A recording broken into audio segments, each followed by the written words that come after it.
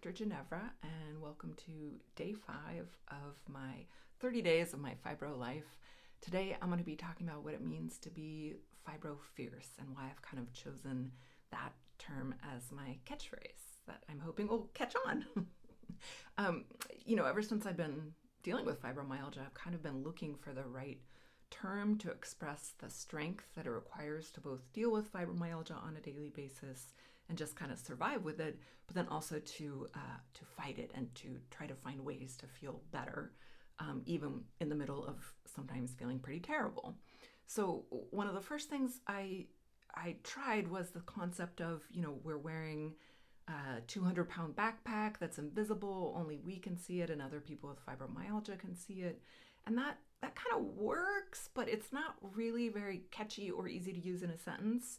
So then I moved more towards the fibromyalgia warrior concept, and that's something that a lot of people in the social media space use to describe themselves dealing with fibromyalgia, and I think it's totally appropriate. It is, we are a fibromyalgia warrior for dealing with it, but at the same time, I've always had a little bit of resistance towards it because I feel like there's enough war in the world, and I didn't want to bring that concept of war sort of into my brain and into my kind of internal space.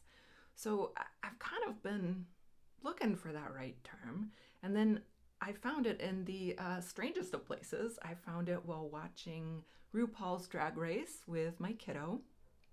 For those of you not familiar with it, it's a competition show where drag queens compete against each other to see who's the best and who wins. And it's like on its 16th, 15th season now, so it's quite a hit.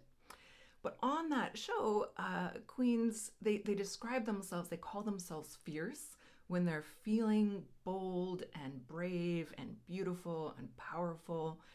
And somehow I thought yeah, we're fibro fierce. Like that's what it takes to deal with fibromyalgia on a daily basis and also to conquer it.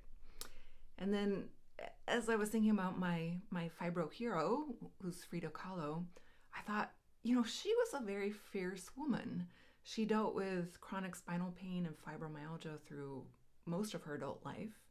And in spite of that, or maybe because of that, she became one of the world's greatest artists. And, one of her paintings recently sold for something like $35 million. So I thought of her, and in particular, there's this moment towards the end of her life where she is bedbound. She can't get out of bed anymore, but she's having her final art gallery showing, and she doesn't want to miss the party. So she asks her, family friends to carry her into the art gallery on her bed. And so she arrives sort of like Cleopatra into the art gallery. And I've always had this image of her, like I get chills just thinking about it. Like that was such a fierce, bold, powerful, beautiful move. And I think that was probably the ultimate fibro fierce way to express herself. And so I thought, yeah, okay, this works. So because of that, I've sort of made fibro fierce my personal slogan, and also I'm hoping that it might catch on with other people dealing with fibromyalgia, so that they know that everybody who's dealing with fibromyalgia is strong and bold and powerful and beautiful.